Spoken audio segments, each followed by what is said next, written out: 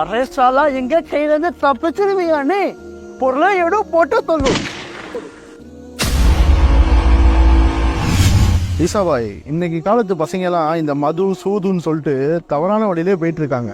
இவங்களை திருத்தும் விதமாக நம்ம பிரச்சாரங்களை மேற்கொள்ளணும். இன்ஷா அல்லா. இன்ஷா அப்படி செஞ்சால் தான் அவங்கள நேர்வழிப்படுத்த முடியும். இன்ஷா அல்லா. இன்ஷா வந்து வாங்க, ஃபஸ்ட்டு டீ சாப்பிட்டே போய் பேசணும். மாப்பிள, அமரன் படம் பாத்தியா? நான் இப்பதான் பார்த்துட்டு வெளியே வரேன். தேசப்பற்றுனா அந்த மாதிரி தேசப்பற்று. தீவிரவாதி ஓட ஓட சொல்றான் என் தலைவன். இன்னைக்கே நைட் ஷோ புக் பண்றேன். எத்தனை பேர் இருந்தாலும் வாங்க, நம்ம போலாம் எல்லாம் சேர்ந்து. மாப்பிள, இந்த டீ சாப்பிட்டு பேசுறேன் மாப்பிள. டீ கடைக்கு வந்திருக்கேன். வா, எல்லாத்துக்கும் டீ தானே? டீ வாய் சார் டீ.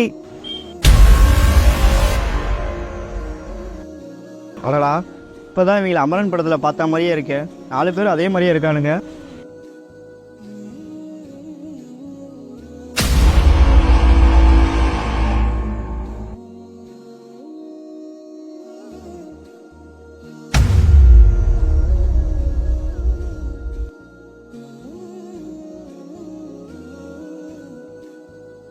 முதல் டீயை சாப்பிட்டு கிளம்புவோம். இந்த இடம் நமக்கு சேஃபா இல்லை.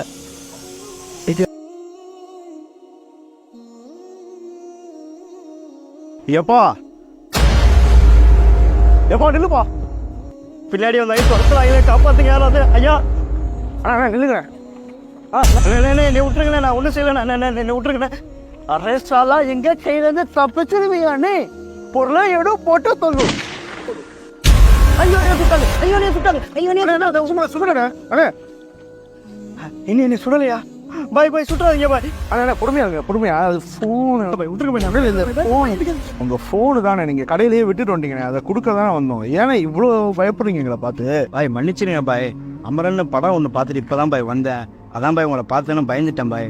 நீங்கள் என்னென்ன பண்ணுவீங்க? தி காஷ்மீரி ஃபைரு, விஸ்வரூபம், இப்போ ரீசெண்டாக ரிலீஸ் ஆச்சு அமரன் போன்ற திரைப்படங்கள்லாம் எங்களை தீவிரவாதியாகவே காட்டிட்டாங்க. அப்போ நாங்கள் என்ன செய்வோம்? அப்போ உங்களை போன்ற பொதுமக்கள் என்ன செய்வீங்க? அப்படி தான் நினைக்க செய்வீங்க. நீங்கள் சொல்கிற உண்மைதாங்க பாய். உங்களை தப்பாக தானே பாய் காட்டுறாங்க. அதாவதுன்னு இஸ்லாம் எப்படிப்பட்ட மார்க்கம் தெரியுமா? எங்களுடைய இறைவன் தனது இறைவேதமான குர்ஆன்ல சொல்றான், நீங்கள் ஒரு மனிதனை வாழ வைத்தவர் ஒரு சமுதாயத்தையே வாழ வைத்தவர் போலாவார். யார் ஒரு மனிதனை கொன்றாரோ அவர் ஒரு சமுதாயத்தையே கொன்று விட்டார்னு சொல்றாங்க. மேலும் இறைத்தூதர் ஸல்லல்லாஹு அலைஹி வஸல்லம் அவங்க சொல்றாங்க, இஸ்லாம் என்றாலே பிறர் நலம் நாடுவதுதான். இதுதானே இஸ்லாமிய மார்க்கம். இஸ்லாமிய மார்க்கம் என்பது மனிதனை வதைக்கும் மார்க்கம் இல்ல, மாண்பை விதைக்கும் மார்க்கம். அதாவது இஸ்லாத்தை பொறுத்தளவு எவ்வளவு உயிர்களுக்கு முக்கியத்துவம் தருதுன்னு சொன்னா, படைப்பினங்களின் மீது இரக்கம் காட்டாதவன் படைத்தவன் உங்கள் மீது இரக்கம் காட்ட மாட்டான். அதாவது ஒரு எக்ஸாம்பிள் அவங்க சொல்றாங்க, ஒரு பெண்மணி, பூனைக்கு உணவு வைக்காத பெண்மணி, 5 வேளை இறைவனை வழிபடக்கூடிய பெண்மணி நரகவாசி. தன்னுடைய பூனைக்கு உணவு வைக்காமல் அந்த பெண்மணி, அந்த பூனை இறந்துடுச்சு, அதனால அந்த பெண்ணுக்கு நரகம். அதே விபச்சாரம் செய்யக்கூடிய ஒரு பெண்மணி, நாய்க்கு தண்ணி இல்லைன்னு சொல்லிட்டு அந்த நாய் தவிச்சிட்டு இருக்கு, அந்த சமயத்துல தன்னுடைய முந்தாயிலிருந்து தண்ணி எடுத்து அந்த நாய்க்கு கொடுத்தாங்க. அந்த ஒரு காரணமாக அந்த பெண்ணுக்கு சொர்க்கங்கிறாங்க. ஏன்னா படைப்பினங்களின் மீது இவ்வளவு இரக்கம் காட்ட சொல்லுது இஸ்லாமிய மார்க்கம். அதே பூனைக்கே இவ்வளவு சொல்லுதுன்னு சொன்னா நம்ம மனிதருக்கு எவ்வளவு முக்கியத்துவம் தருது இஸ்லாமிய மார்க்கம். படத்துல எவ்வளவு விக்கிரமா முஸ்லிம்கள் இப்படி செய்யறாங்கன்னு சொல்லிட்டு காட்டுறாங்க. இஸ்லாத்துடைய போருடைய விதிமுறைகள் என்னன்னு தெரியுமா? முதலாவது விதிமுறை என்னன்னா, நீங்கள் பொதுமக்களுடைய வீடுகளை தாக்கக்கூடாது, பொதுமக்களை தாக்கக்கூடாது, குழந்தைகளை தாக்கக்கூடாது, பெண்மணிகளை தாக்கக்கூடாது, அவர்கள் வீடுகளை கொளுத்தக்கூடாது, அவர்களுடைய மரங்களை நீங்க கொளுத்தக்கூடாது, மத குருமார்களை நீங்க தாக்கக்கூடாது.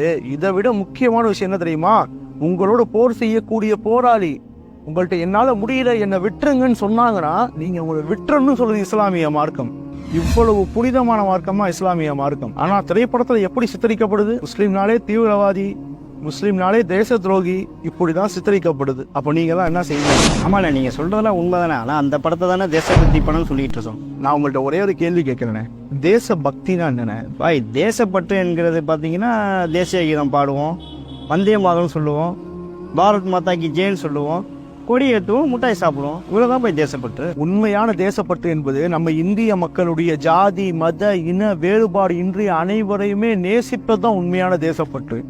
அவர்களுக்கு ஏதாவது துன்பம் ஏற்பட்டாலோ, துயரம் ஏற்பட்டாலோ, கஷ்டம் ஏற்பட்டாலோ அவர்களோடு நின்று தோளோடு நின்று தோள் கொடுத்து அந்த கஷ்டத்தை நீக்க போராடுறோம் பாத்தீங்களா, அதுதான் உண்மையான தேசப்பற்று. பாய், நீங்க சொல்ற மாதிரி இந்தியாவில் மலையாளி இருக்காங்க, கன்னடம் இருக்காங்க, வடக்கன் இருக்காங்க. இப்போ எல்லாருமே நம்ம தமிழங்களா பார்க்க முடியுமா பாய்? தப்பு ரமேசன். இறை தூதர் முகமது ஸல்லல்லாஹு அலைஹி வஸல்லம் அவங்க சொல்றாங்க, சக மனிதனை மனிதனாக பார்க்க வேண்டும். அவரை ஜாதி மதம் இனத்தை வச்சு அவங்கள வேறுபடுத்திடக்கூடாது.